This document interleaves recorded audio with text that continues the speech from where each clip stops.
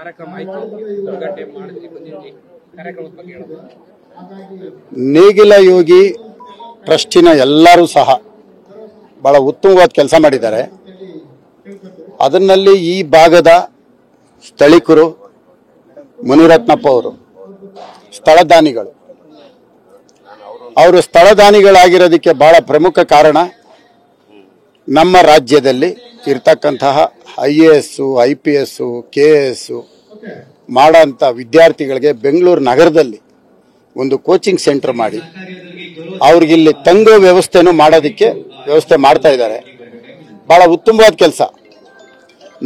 ನೇಗಿಲ ಯೋಗಿ ಟ್ರಸ್ಟ್ನವ್ರು ಯಾವತ್ತೂ ಯಾವುದೇ ರಾಜಕಾರಣ ಆಗಲಿ ಅಥವಾ ಇನ್ನೊಂದಕ್ಕಾಗಲಿ ಸಂಬಂಧ ಪಡೆದೇ ನಡೆಸಿರೋಂಥ ಒಂದು ಇವತ್ತಿದೊಂದು ಕಟ್ಟಡ. ಅವ್ರ ಬಗ್ಗೆ ನನಗೆ ಅಪಾರವಾದ ಗೌರವ. ಟ್ರಸ್ಟ್ನ ಎಲ್ಲರ ಮೇಲೂ ಸಹ ಒಳ್ಳೆ ಒಂದು ಕಾರ್ಯಕ್ರಮ. ಆ ಸಂಸ್ಥೆಗೆ ಇಲ್ಲಿ ವಿದ್ಯಾಭ್ಯಾಸ ಮಾಡೋಂಥವ್ರು ಎಲ್ರಿಗೂ ಸಹ ಒಳ್ಳೇದಾಗಲಿ ಅಂತ ನಾನು ಬಯಸ್ತೀನಿ.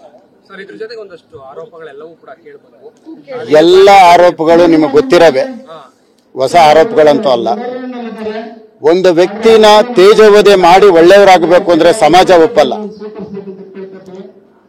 ನೀವೇ ಆಗಲಿ ನಾನೇ ಆಗಲಿ ಒಂದು ವ್ಯಕ್ತಿನ ತೇಜೋವಧೆ ಮಾಡಿ ಕಲ್ಲೊಡೆಯೋದು, ಮೊಟ್ಟೆ ಹೊಡೆಯೋದು, ಬಟ್ಟೆ ಹರಿಯೋದು, ಕಾರ್ಯಕ್ರಮಗಳಿಗೆ ಬರ್ದಂಗ್ ಮಾಡೋದು, ಇದೆಲ್ಲ ಒಳ್ಳೆಯದ ಸಂಸ್ಕೃತಿ? ಎಷ್ಟು ಮಾತ್ರ ಸರಿ ಇದು? ಪ್ರಜಾಪ್ರಭುತ್ವ ದೇಶದಲ್ಲಿ, ಈ ಪ್ರಜಾಪ್ರಭುತ್ವ ವ್ಯವಸ್ಥೆಯಲ್ಲಿ ಒಂದು ಶಾಸಕನಿಗೆ ಸುಮಾರು ಇಷ್ಟು ಜನ ಪೊಲೀಸ್ ರಕ್ಷಣೆಯಲ್ಲಿ ಬಂದು ಒಂದು ಕಾರ್ಯಕ್ರಮಕ್ಕೆ ಭಾಗವಹಿಸಬೇಕಾ? ಇದು ಅವಶ್ಯಕತೆ ಇದೆಯಾ? ಇಷ್ಟು ವರ್ಷ ಇಲ್ಲದೆ ಇರೋದು ಯಾತಕ್ಕೆ ಹಿಂಗಾಗ್ತಾ ಇದೆ? ಕಳೆದ ಲೋಕಸಭಾ ಚುನಾವಣೆ ಆದ್ಮೇಲೆ, ಲೋಕಸಭಾ ಚುನಾವಣೆಗೆ ಮುಂಚೆ ಏನೂ ಇರಲಿಲ್ಲ. ಇಷ್ಟೊಂದು ದ್ವೇಷ, ಅಸೂಯೆ ಯಾತಕ್ಕೆ ಬೇಕು? ಇವೆಲ್ಲ ಒಳ್ಳೆ ಪದ್ಧತಿನ? ಪೊಲೀಸ್ ಇಲಾಖೆನ ಸಾರ್ವಜನಿಕರಿಗೆ ರಕ್ಷಣೆಗೆ ನಾವು ಬಳಸ್ಕೋಬೇಕು. ಅದು ಬಿಟ್ಟು ಈ ರೀತಿ ಒಬ್ಬ ಶಾಸಕ ಬರ್ತಾನೆ ಅಂದಾಗ ಇಷ್ಟೊಂದು ಜನ ರಕ್ಷಣೆ ಕೊಡೋದು, ದಾಳಿ ಮಾಡ್ತೀನಿ ಅಂತ ಹೇಳೋದು, ಬರಬಾರ್ದು ಅಂತ ಹೇಳೋದು, ಬಂದ್ರೆ ಮೊಟ್ಟೆ ಹೊಡಿತೀವಿ, ದಾಳಿ ಮಾಡ್ತೀವಿ, ಹಲ್ಲೆ ಮಾಡ್ತೀವಿ, ಇದೆಲ್ಲ ನಾವು ಎಲ್ಲಿ ಹೋಗ್ತಾ ಇದೀವಿ? ಎಲ್ಲಿ ಇದೀವಿ ನಾವು? ಮುಂದಕ್ಕೆ ಏನಾಗಬಹುದು? ಇವತ್ತು ಕೆಲವರು ಧಿಕ್ಕಾರ ಕೂಗ್ತಾರೆ.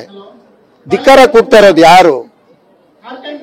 ಮಹಾಲಕ್ಷ್ಮಿ ಲೇಔಟ್, ನಂದಿನಿ ಲೇಔಟಿನ DSS ಕಾರ್ಯಕರ್ತರು, ಆಮೇಲೆ ಇನ್ನೊಂದು ಮಸೀದಿ ಮೆಂಬರ್ಗಳು. ಇವ್ರನ್ನ ಕರ್ಕೊಂಡು ಬಂದು ಧಿಕ್ಕಾರ ಕೂಗಬೇಕಾ? ಮಾಡ್ಬೋದಾ ಈ ಕೆಲಸ? ಇವತ್ತು ನೇಗಿಲವಾಗಿ ಟ್ರಸ್ಟ್ಗೂ DSS ಅವರು ಮತ್ತೆ ಮಸೀದಿಯಿಂದ ಜನ ಕರ್ಕೊಂಬಂದು ಧಿಕ್ಕಾರ ಕೂಗ್ಸೋದು ಏನೈತೆ? ಎಷ್ಟು ಮಾತ್ರ ಸರಿ ಇದು? ನಡ್ಕೋಬೋದಾ ಈ ರೀತಿ? ಒಂದು ವ್ಯಕ್ತಿನ ಇಷ್ಟೊಂದು ತೇಜೋವಧೆ ಮಾಡೋದ? ಎಲ್ಲ ದೇವ್ರು ನೋಡ್ತಾ ಇರ್ತಾನೆ.